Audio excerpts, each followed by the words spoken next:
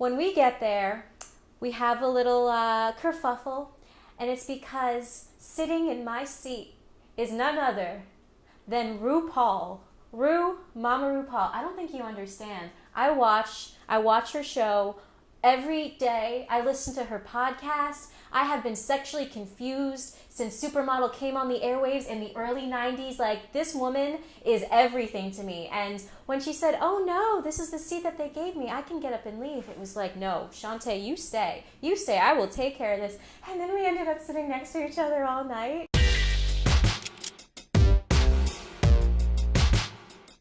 What's up, February? You're watching Regarding. It's a show where we talk about fire theater. That's theater spelled with an R-E, like the last two letters in the word fire. My name is Ray Yamanouchi. I'm a playwright. My name is Maria Paz Alegre. I am an artist and a theater critic. Today we're talking about two shows. Dose. Number 1, Josephine. Number 2, Porto. Stick around. Yo, get ready for this.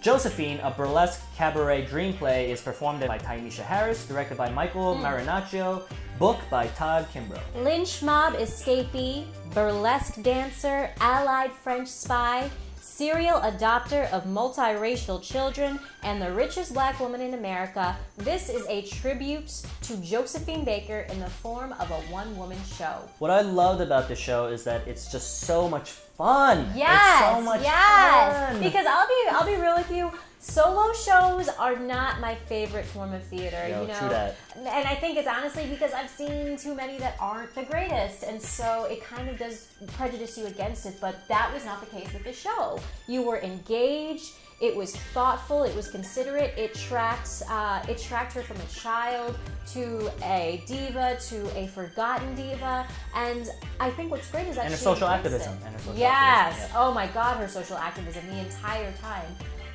Running into walls and then breaking down doors. Tynesha is just so. Oh my Lord. She's electric. She's super sexy. It's a Body, burlesque. yaddy for days. I didn't. Her really, nickname is Tush. She told us to call her that. Blessed. I didn't really know Josephine Baker going into the play, so I was like, I don't know what it's gonna be, but it really just pulled me in. She can dance. The singing is incredible. Stunning. Yeah, and her character work is just really great. Every time she embodies like a different part of Josephine Baker's life, it just comes alive, you know. Something about Josephine Baker that's always been kind of difficult is that she's very famous for dancing naked with a banana skirt.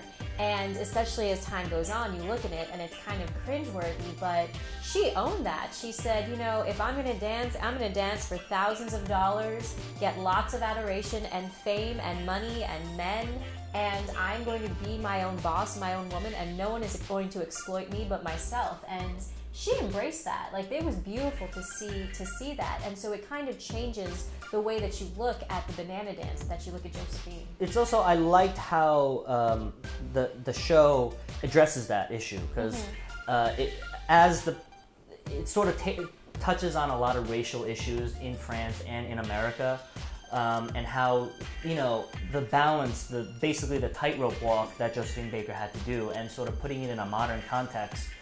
Like you said, it makes you see it in like a much different light.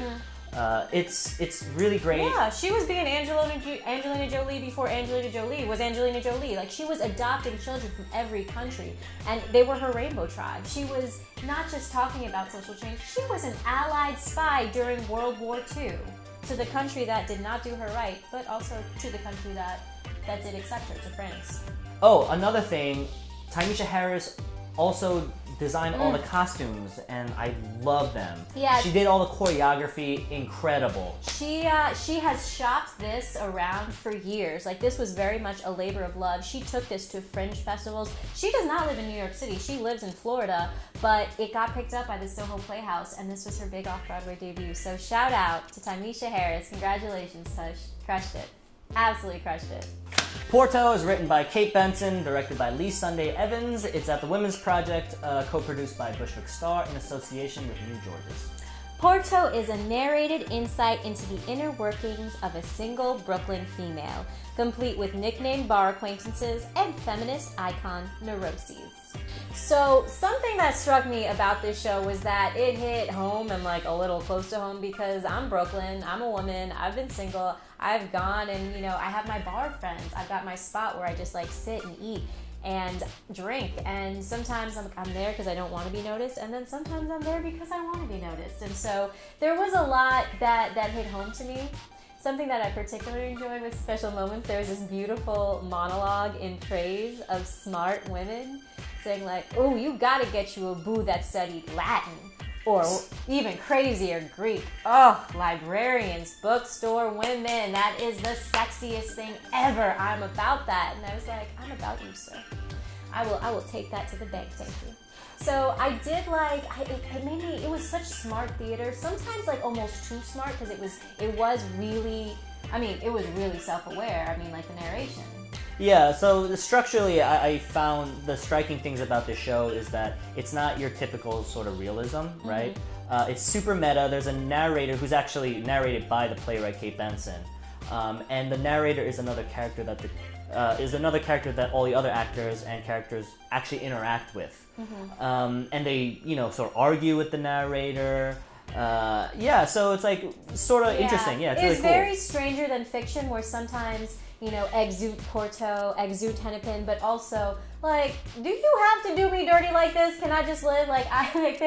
There were moments that I really enjoyed that, and for whatever reason, it didn't really break anything for me. Like it helped me keep flowing. Also, what I liked is everything is literal.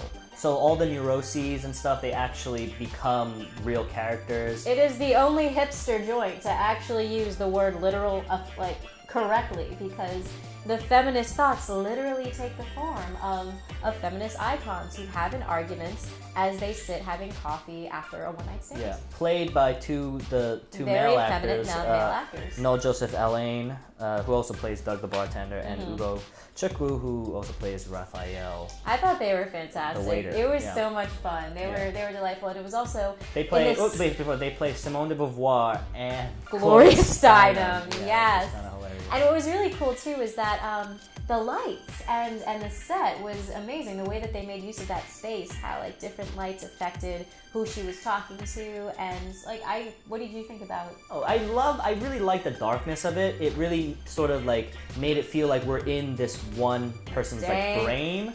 Bar. You know what I mean? Yeah. Oh yeah. Yeah, it was kind of interesting in that way. It was like almost like a void. But it created that world, and it kept that world. Yeah. That makes sense. And when we get thrown into her apartment, it's an actual window into her mind, because it's in a window. Yeah. Speaking of which, the scenic design by Kristen Shout Robinson was incredible. I think the set is just so beautiful. Agreed. Yeah. It's really that's one of the highlights of the show. I think just how they maneuver or how they use the set and how the narrator sort of works with that. It's like really cool. So I had a really great time with this show, but afterwards, Ray and I were talking, and it turns out we had some contrasting opinions. Yeah, while I did enjoy moments of it, I didn't fully, I guess, appreciate it as much as Maria. But the thing is, to us it was polarizing. But it's just such a fascinating play that I think you should check it out and see for yourself. Yeah, because I think that sometimes theater should be polarizing. I think it's actually a good thing when two people have two completely different reactions to a piece of art. That's what art's supposed to be. So I think that adds to the play. Yeah. It gave us a lot to talk about. Yeah, absolutely. Go check it out. It's at Women's Project on the Upper West Side.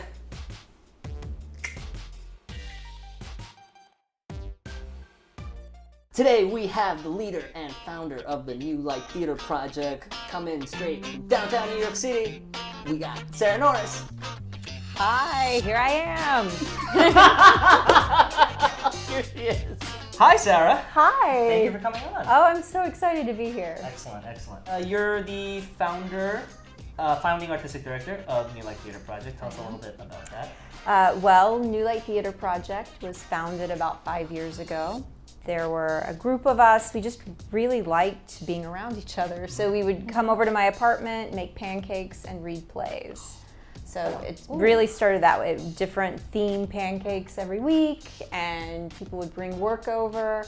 It's very casual, and decided we should mount a play. Why pancakes? Just because? It was Because it's the best. they're delicious. Pancakes and playwrights. They're delicious. I just thought there was more of a story. I didn't know. No story. Easy to make, All right, cool. easy to share, and you know. And that was in 2013? No, 2012.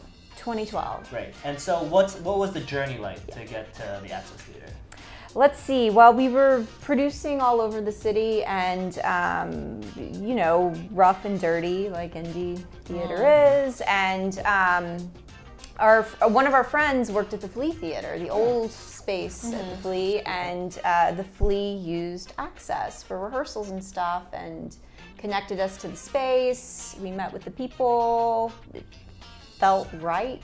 It was there's a lot of charm to the space. So we did our first full-length show there, and just it took off, and we've been there ever since. Wow. So what was your first full-length show? it was called Picture Ourselves in Latvia by Ross Howard, who is our resident playwright. And our big idea was we weren't going to charge for tickets. Oh, wow. And That's ambitious. Yeah, it was for an awful ambitious. for a small theater. Yeah, well, we did a lot of calculating and thought we're not going to make any money, Gotcha. so let's make it free. And yeah, and we since learned that you know, there should be value. It's not that we didn't value it, but people would make a free reservation and then say, oh, I can come another night. And so we've learned from that. But we do try to keep our ticket prices low and affordable. That's important. And yeah, we've been at Access getting dirty ever since. As an independent off-Broadway company, what have some of the biggest challenges you've encountered? Definitely money. I mean, I think that's without a doubt everybody's struggle, and so I could speak on that, but I think we all know that struggle. It's expensive, rent is high, there are a million companies. So I was thinking about that, and I was like, well, what could I talk about that's a little outside the box? And it's audience a lot of times. Ooh. Because you have to put a lot of energy into finding and building and maintaining the audience. And how do you keep people coming back if they come to see a show because their friend is in it? How do you say, that's cool, your friend won't be in our next play, but please keep coming and help us grow. And again, it's such a huge market, and there's a million things to see in the city every day of the week. So how do you get people coming back? What really excites me about your theater company is the fact that they do a lot of young and emerging talent. And you know, I know you've produced people I know from friends of mine, and so it's just really exciting. When you search for new plays such as like those, what are some things you take into consideration? Well, that's a really good question. When we're looking for new plays, we first look and see, can we do this play justice? We read a lot of great scripts, and knowing that our resources are limited, can we tackle this in an interesting way that would help the writer see the story? It's not going to be a grand, full set. But I do like working with designers. So what can our designers do? I love your designers, by the way. We saw, actually, one of your shows was the first ones that we talked about in our first episode. Yeah, Breeders. Yeah. I really like the set. Also, Noah's play, Omega Kings. yeah. That set was brilliant. It was so cool. Yeah, I've been to that space many times at the Access, and you know, it was crazy because you built like another space within a space. Yeah. The playwright Noah, he wrote this beautiful play, and his Shout out Noah. Shout out to Noah. Shout out Yo, Noah. Ars Nova now. What's good, Ars Nova? And Jay Stoll, who's a brilliant director, they came to us and said, we want to do a box inside a box. And I don't know, right away I was intrigued and wanted to support that. It was something I hadn't heard before, and I don't know, I think there's something in that too. We look for plays that will challenge us as producers, but our designers, our actors, and something everybody can rally behind to do something new and different. If you could change one thing about the industry, what is something you would change if you could wave a magic wand? Yeah, I feel like the industry, there's such a focus on degrees and where you come from and who you know, and it's really unfortunate because there's a lot of great work and there's a lot of great artists that can't afford those places, and for whatever reasons, they go to school or they study abroad, whatever they do to better themselves. Let's be real. Yeah. And it's unfortunate that can take the priority. Working at Access, it's an affordable place. It's a place that people can really experiment and try things. And there are artists from all over that are doing really great things, and that work should be celebrated. And it's sometimes, it falls through the cracks. Anyway, that's what I would definitely focus on and change if I could, is just open the accessibility. Yeah, totally. What's next for a new Light Theater project? What's coming up? We've got a couple of shows that I'm really excited. I'm directing a play. It's a co-production with Stable Cable Lab Company. Oh, yeah. Another great indie theater off Broadway company, and it's a new play called Howl and Bee by Max Baker, and we're moving uptown for this one, so outside of our comfort zone, but we're doing it at 59 East 59. Cool. Oh, fantastic. Yeah. That's called Hunter College. Shout out to Hunter College. I'm always shouting out Hunter College for no reason, but I have a mixed relationship with them. But shout out to Hunter College. Shout out to Hunter College. I like. Here's the information for the play. Yeah. Here it is. It'll come up. It's magic. Ooh. Yeah. I'm imagining it in my mind. Yeah, it's right here. All right, so tell us about Howl and Bee. Yeah, it's a dark comedy, lots of blood. It's about an old hippie aging couple that feel stuck in their world, and My parents.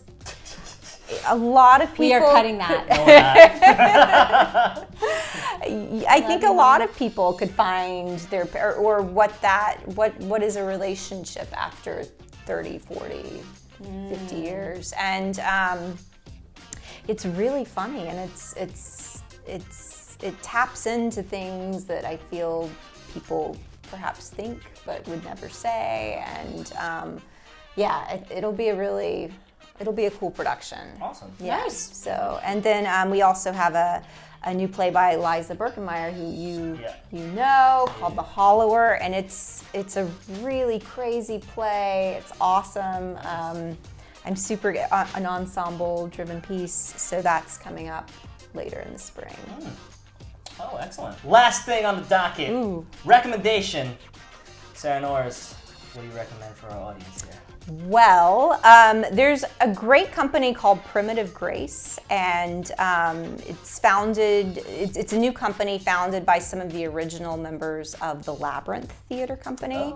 So, Labyrinth, yeah. So David Zayas and Paul Calderone, they're doing a play at Access right now, and You they're should all both go see starring it. in it. You should see it. It's amazing. Really good. I mean, the acting it's a masterclass, so Wow. I would highly recommend it, yeah. All right, well, all the information is going to be there, so make sure you check it I out. second this shout out too.